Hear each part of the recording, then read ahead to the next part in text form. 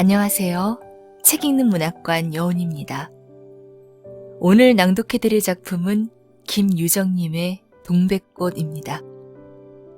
편안하고 즐거운 시간 되세요. 구독과 좋아요는 사랑입니다.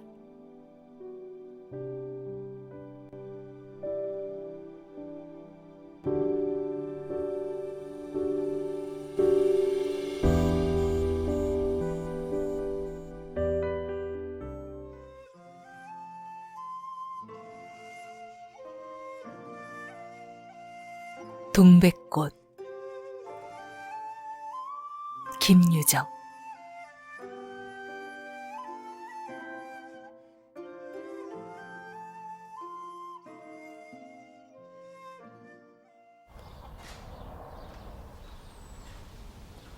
오늘도 또 우리 수탉이 막조이었다. 내가 점심을 먹고 나무를 하러 갈 양으로 나올 때이었다. 산으로 올라서려니까 등 뒤에서 푸드득 푸드득하고 달개 횟소리가 야단이다. 깜짝 놀라서 고개를 돌려보니 아니나 다르랴 두 놈이 또 얼리었다. 점순네 수탉은 대강이가 크고 똑 오소리같이 실팍하게 생긴 놈이 덩저리 작은 우리 수탉을 함부로 해내는 것이다.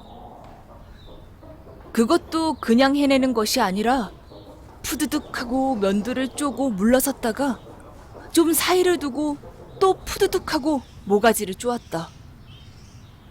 이렇게 멋을 부려가며 여지없이 닦아놓는다. 그러면 이 못생긴 것은 쪼일 적마다 주둥이로 땅을 받으며 그 비명이 킥킥 할 뿐이다. 물론 미처 아물지도 않은 면두를 또 쪼이어 붉은 선열은 뚝뚝 떨어진다. 이걸 가만히 내려다보자니 내 대강이가 터져서 피가 흐르는 것 같이 두 눈에서 불이 번쩍 난다. 대뜸 지게 막대기를 메고 달려들어 점순내 닭을 후려칠까 하다가 생각을 고쳐먹고 헛매질로 떼어만 놓았다. 이번에도 점순이가 싸움을 붙여놨을 것이다. 바짝바짝 내 길을 올리느라고 그랬음이 틀림없을 것이다. 그놈의 계집애가 요새로 들어서서 왜 나를 못 먹겠다고 그렇게 아르렁거리는지 모른다. 나흘 전 감자 조각만 하더라도 나는 저에게 조금도 잘못한 것은 없다. 계집애가 나무를 캐러 가면 갔지 남 울타리 엮는데 생이질을 하는 것은 다 뭐냐? 그것도 발소리를 죽여가지고 등 뒤로 살며시 와서 얘, 너 혼자만 일하니? 하고 긴치 않은 수작을 하는 것이다. 어제까지도 저와 나는 이야기도 잘 않고 서로 만나도 본 척 만척하고 이렇게 점잖게 지내던 터이련만 오늘로 갑작스레 대견해졌음은 웬일인가. 항차 망하지만한 계집애가 남 일하는 놈 보고 그럼 혼자 하지 때로 하디? 내가 이렇게 내배앉는 소리를 하니까 너 일하기 좋니? 또는 한여름이나 되거든 하지 벌써 울타리를 하니? 잔소리를 두루 늘어놓다가 남이 들을까봐 손으로 입을 틀어막고는 그 속에서 깔깔댄다. 별로 우스울 것도 없는데 날씨가 풀리더니 이놈의 계집애가 미쳤나 하고 의심하였다. 게다가 조금 뒤에는 제 집게를 할끔할끔 돌아보더니 행주치마의 속으로 꼈던 바른 손을 뽑아서 나의 턱 밑으로 불쑥 내미는 것이다. 언제 구웠는지 아직도 더운 김이 획 끼치는 굵은 감자 3개가 손에 뿌듯이 쥐었다. 네 집엔 이거 없지? 하고 생색 있는 큰 소리를 하고는 제가 준 것을 남이 알면 큰일 날 테니 여기서 얼른 먹어버리란다. 그리고 또 하는 소리가 너 봄감자가 맛있단다? 난 감자 안 먹는다. 너나 먹어라.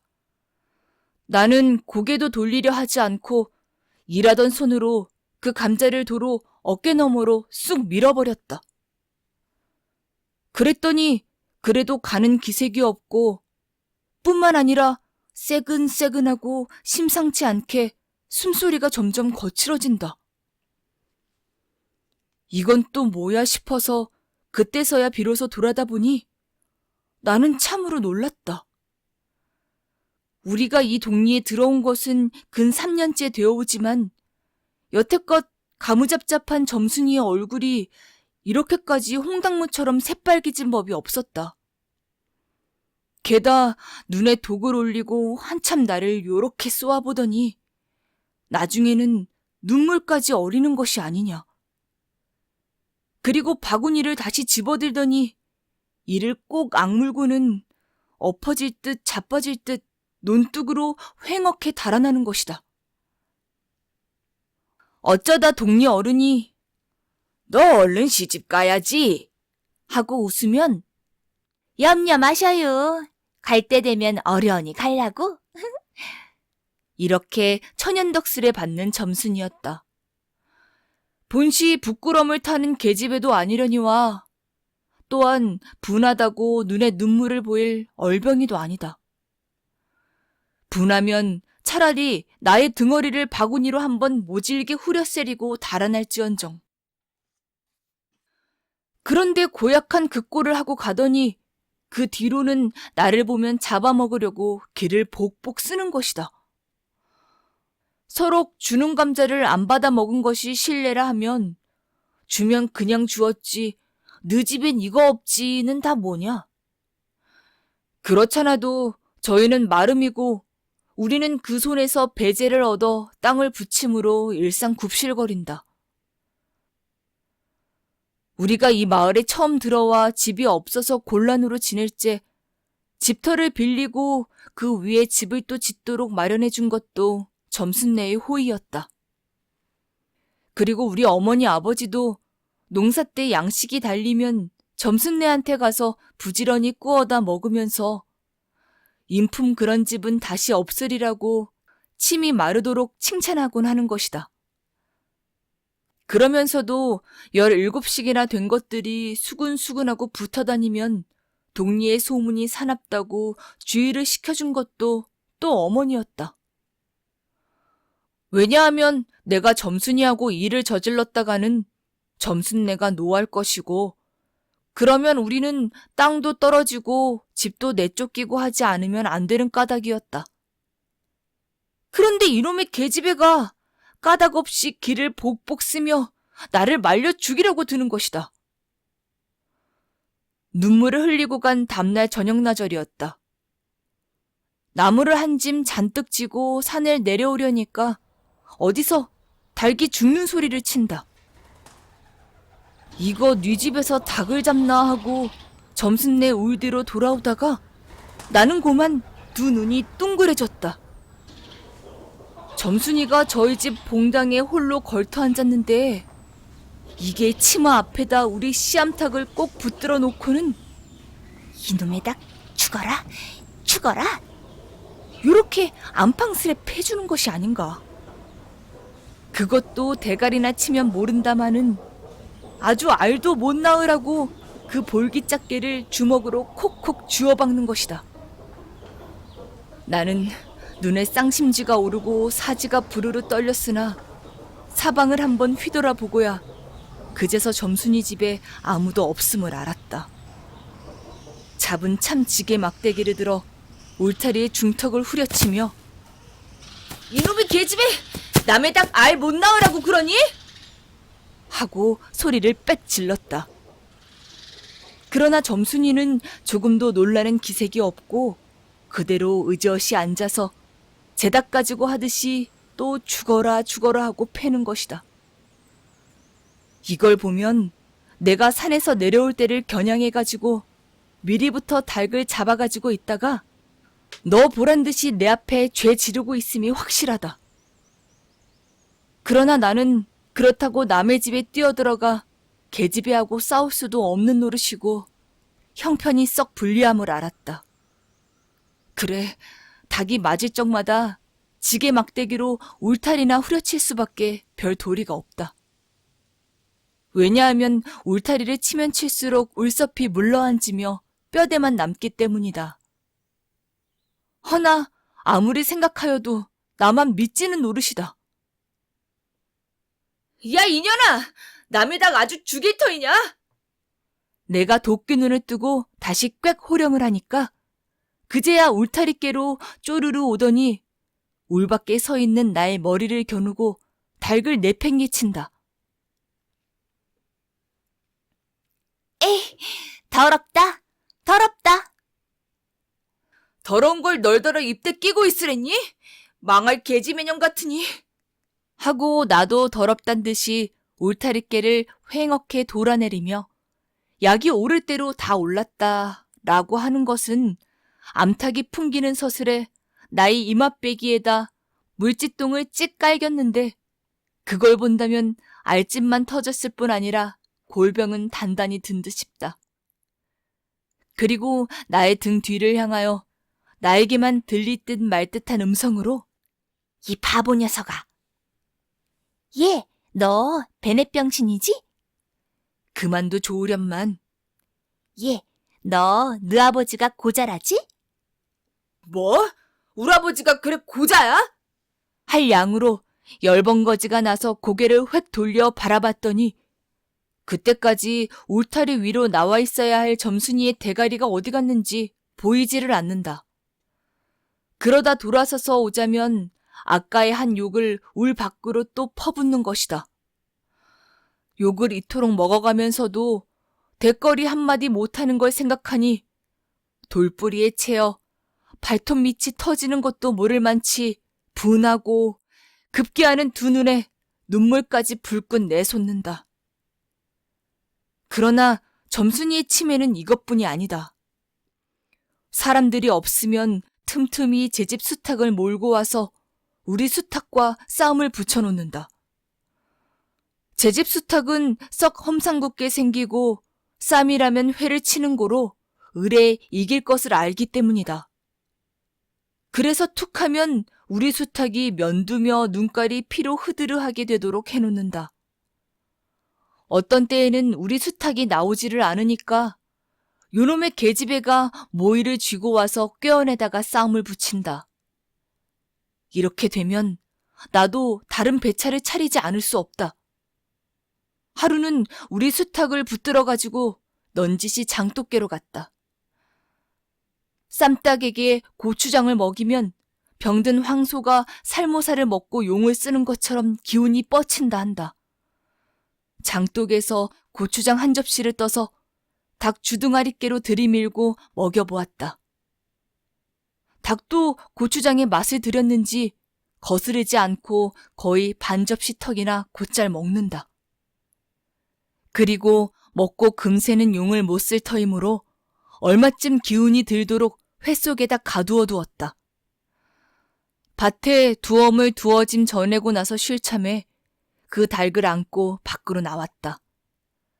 마침 밖에는 아무도 없고 점순이만 저의 울 안에서 헌옷을 뜯는지 혹은 솜을 터는지 웅크리고 앉아서 일을 할 뿐이다.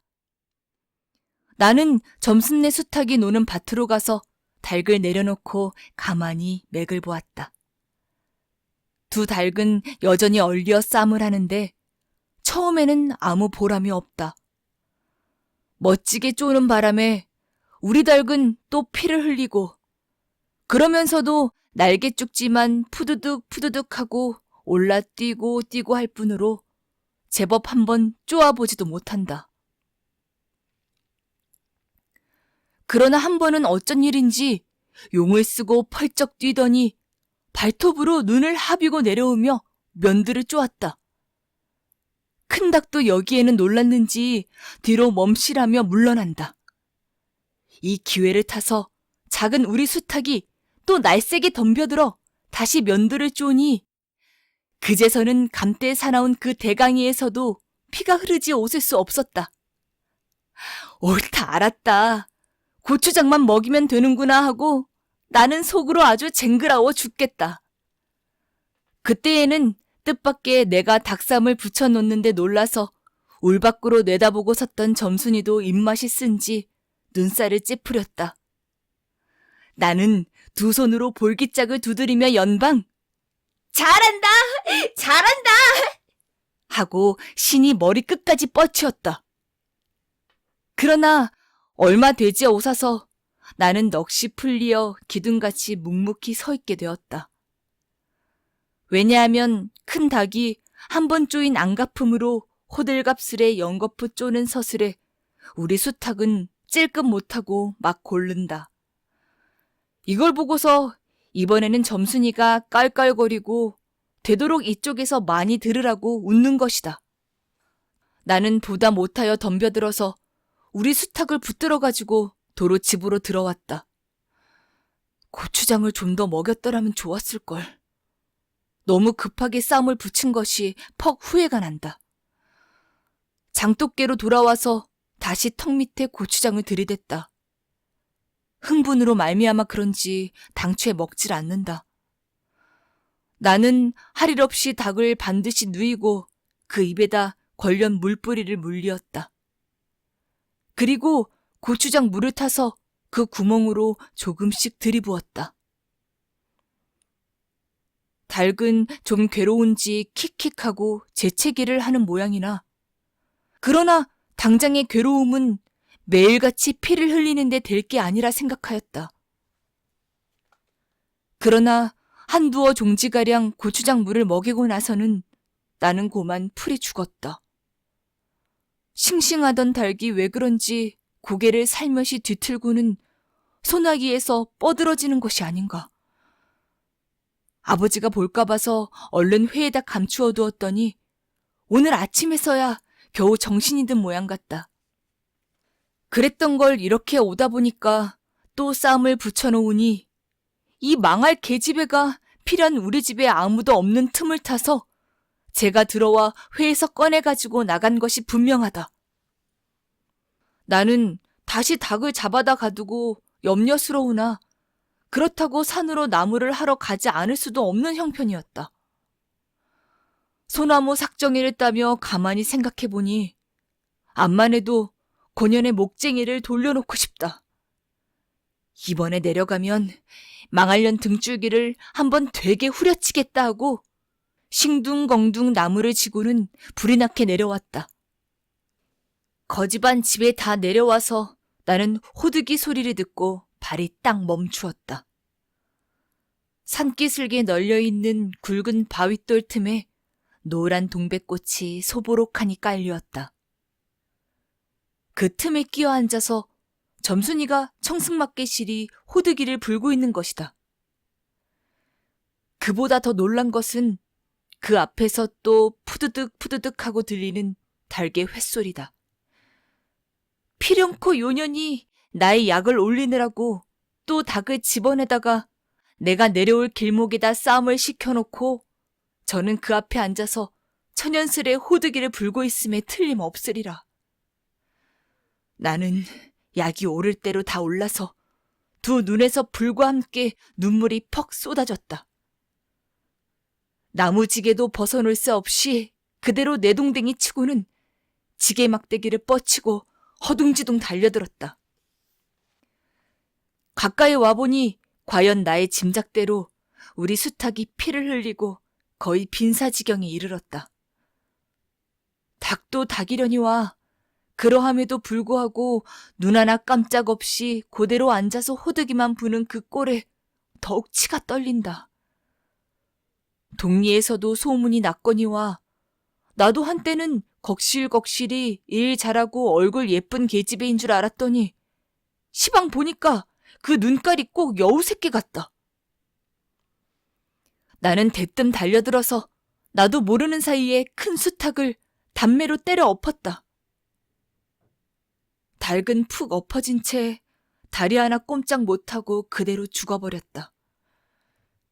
그리고 나는 멍하니 섰다가 점순이가 매섭게 눈을 흡뜨고 닥치는 바람에 뒤로 벌렁 나자빠졌다. 이놈아, 너 왜 남의 닭을 때려 죽이니? 그럼 어때? 하고 일어나다가 뭐 이 자식아? 누집 딱인데. 하고 복장을 떼미는 바람에 다시 벌렁 자빠졌다. 그러고 나서 가만히 생각하니 분하기도 하고 무안스럽기도 하고 또 한편 일을 저질렀으니 인젠 땅이 떨어지고 집도 내쫓기고 해야 될는지 모른다. 나는 비슬비슬 일어나며 소매자락으로 눈을 가리고는 얼김에 엉 하고 울음을 놓았다.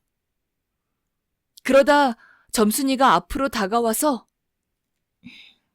그럼 너 이다음부턴 안 그럴 테냐?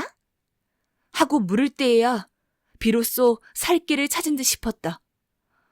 나는 눈물을 우선 씻고 뭘 안 그러는지 명색도 모르건만 그래! 하고 무턱대고 대답하였다. 요담부터 또 그래봐라. 내 자꾸 못 살게 굴 테니. 그래. 이젠 안 그럴 테야. 닭 죽은 건 염려 마라. 내 안 잃을 테니. 그리고 못에 떠밀렸는지 나의 어깨를 집은 채 그대로 퍽 쓰러진다. 그 바람에 나의 몸뚱이도 겹쳐서 쓰러지며 한창 피어 퍼들어진 노란 동백꽃 속으로 폭 파묻혀버렸다. 알싸한 그리고 향긋한 그 냄새에 나는 땅이 꺼지는 듯이 온 정신이 고만 아찔하였다. 너 말 마라. 그래. 조금 있더니 요 아래서 점순아! 아유, 인연이 바느질을 하다 말고 어딜 갔어? 하고 어딜 갔다 온 듯 싶은 그 어머니가 역정이 대단히 났다. 점순이가 겁을 잔뜩 집어먹고 꽃밑을 살금살금 기어서 산 아래로 내려간 다음 나는 바위를 끼고 엉금엉금 기어서 산 위로 치 빼지 않을 수 없었다.